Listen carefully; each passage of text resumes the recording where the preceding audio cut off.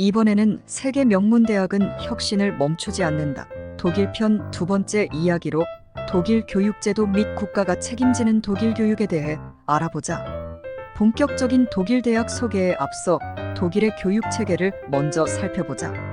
독일에서는 초중고는 물론 직업학교, 대학까지 등록금을 내지 않는다. 국가에서 기본적으로 대학까지 의무교육을 실시하는 이유는 분명하다. 개인의 능력 발전과 자아 실현이 궁극적으로 국가 발전으로 이어진다는 믿음 때문이다. 개개인이 가진 능력, 소질, 잠재력을 의무교육을 통해 개발시킴으로써 개인의 사회 적응을 돕고 동시에 국가 경쟁력도 향상시키겠다는 목적인 셈이다. 이것은 개인의 가정 형편에 관계없이 국가가 책임지고 교육을 해야 한다는 철학으로까지 자리 잡았다. 먼저 독일 초, 중, 고 교육제도를 알아보자. 독일 초, 중, 고 교육제도는 각 지방정부에서 관장하기 때문에 연방국가 차원에서 통일된 교육체계는 없다. 우선 독일 유치원은 3살부터 다닐 수 있지만 의무교육은 아니다. 유치원을 마치고 초등학교 4년을 다닌다. 대부분 주정부에서는 초등학교 졸업 후 학생의 성적과 취향에 따라 진로를 결정해준다. 대학 진학 코스인 김나지움과 직업 코스인 레알슐레, 하우프트슐레 등 3개의 선택지가 있다. 바이에른주에서는 하우프트슐레를 미텔슐레라고 한다. 김나지움은 우리나라의 인문계 중고등학교에 해당하는 것으로 5학년부터 13학년까지 9년 과정이다. 이 기간 대학 수학에 필요한 능력을 배양하게 된다. 초등 과정과 합쳐서 13년간 대학에서 학문을 탐구할 준비 과정을 갖게 되는 셈이다. 김나지움이 대학 공부를 위한 준비 단계이므로 김나지움 졸업시험은 곧 대학 입학 자격을 주는 아비투어로 마무리된다.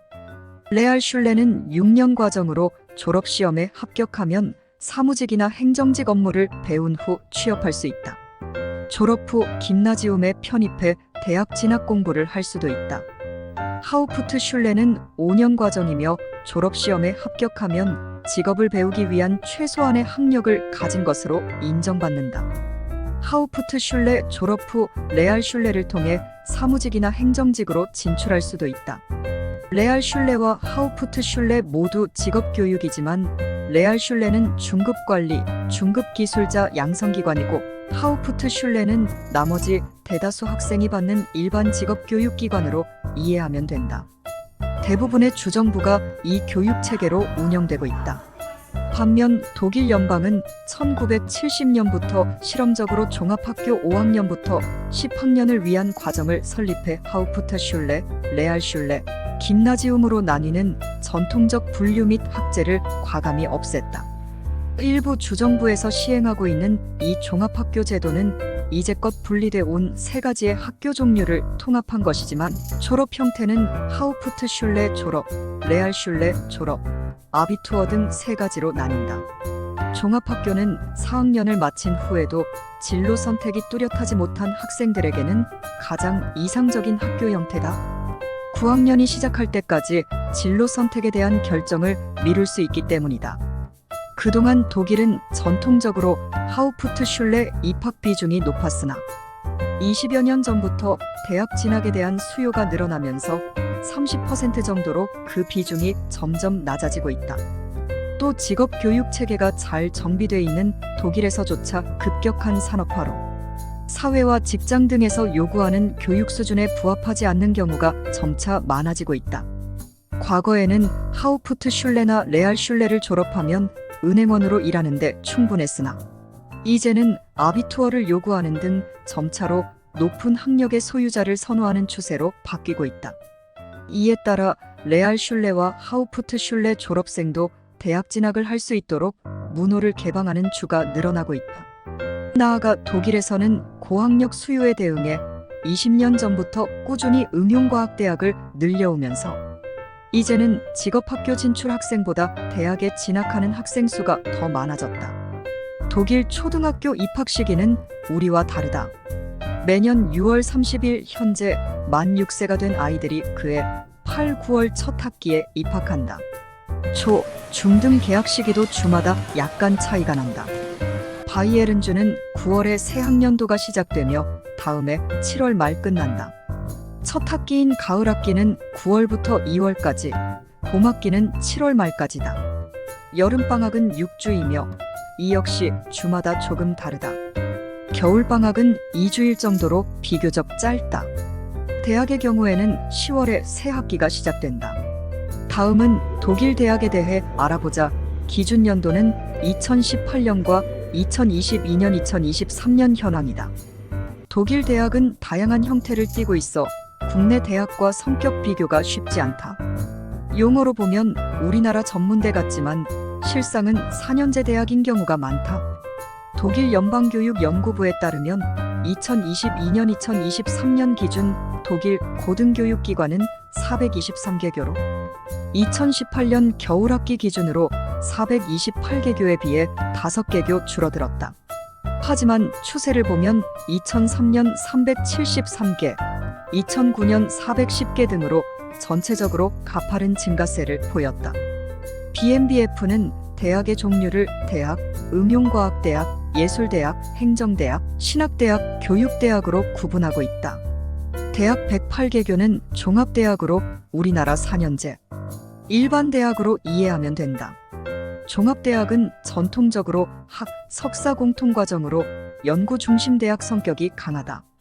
볼로냐 프로세스 학제 개편으로 미국이나 유럽 여러 나라와 같이 4년제 학사과정을 도입했지만 졸업생의 3분의 2가 석사과정에 입학할 정도로 연구 중심 대학 기능은 여전히 강하다. 응용과학대학 211개교는 영어로 번역하면 유니버시티 오브 어플라이드 사이언서즈로 공과대학이나 4년제 전문대학으로 이해하면 될 것 같다. 공학계열 대학 가운데 특별히 주목해볼 대학연합으로 TU9으로 불리는 독일 유명 공과대가 있다. 독일 TU9은 자연과학과 공학 분야에 특화된 연구 중심 대학이다. 역사적 배경에 의해 인문과학 분야의 전공이 개설되는 대학들도 있다. TU9은 아헨공대, 베를린 공대, 브라운슈바이크 공대, 다름슈타트 공대, 드레스덴 공대, 라이프니츠 하노버대, 카를스루에 공대, 윈헨 공대, 슈투트가르트대 등이다. 음악치료, 건축학, 미술치료, 관광학, 와인 등 실습이 중요하고 필요한 학과들을 포함하고 있다. 이런 전공들은 종합대학이 아닌 응용과학대학에서 공부한다. 따라서 응용과학대학은 종합대학의 아래 단계대학이 아니라 학부 중심 실용과학대학으로 보면 될 것 같다. 예술대학 52개교는 영어로 컬러지 오브 아트 언드 뮤직이다. 음악대학 등은 우리나라와 달리 종합대학 내에는 없고 별도 대학으로 설립돼 있다. 종합대학에서 음악을 전공하는 경우는 음악학, 음악사 등과 같이 이론을 전공할 때다. 악기 연주, 성악, 작곡 등 대부분은 음악대학에서 공부한다.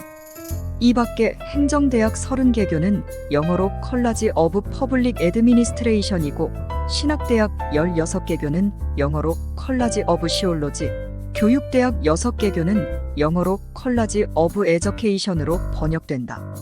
이번에는 독일 장학제도를 살펴보자. 독일 연방교육연구부는 생활이 어려운 학생을 위해 학자금 대출제도 시행하고 있다.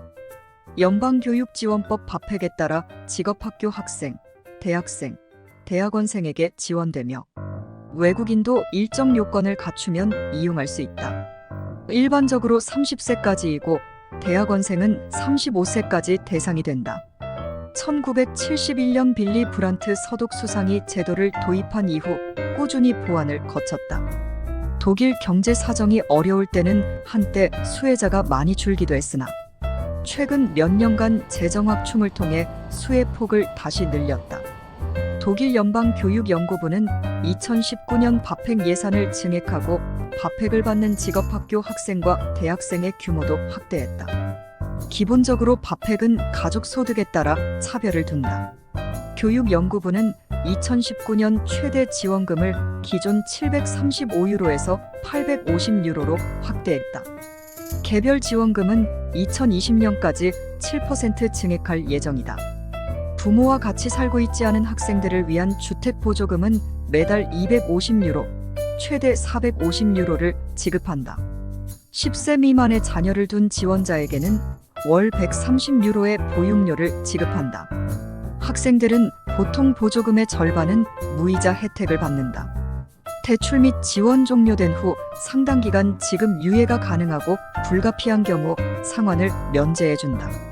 독일은 정부 지원이 확대되는데도 불구하고 대학생 생활비 가운데 비중이 가장 큰 월세 비용은 계속해서 올라가고 있어 사회 문제가 되고 있다.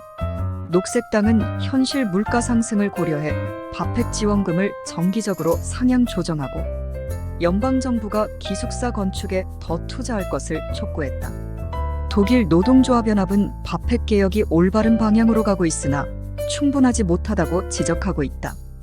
2018년 슈피겔지가 보도한 바에 따르면 독일 대학생 86%는 부모에게서 월 평균 541유로를 지원받고 있고 61%의 대학생은 아르바이트를 해서 평균 385유로를 버는 것으로 조사됐다. 전체 대학생 280만 명 가운데 55만 7천 명이 평균 500유로의 바펙을 받고 있었다. 또 대학생 5분의 1가량은 친척으로부터 약간의 지원을 받고 있었고 18%는 장학금, 융자, 파트너 지원, 고아연금 등으로 학비를 충당하고 있었다. 다음 편에서는 세계 명문대학은 혁신을 멈추지 않는다. 독일 편. 하이델베르크 대학의 학제간 융합연구 전통을 소개한다.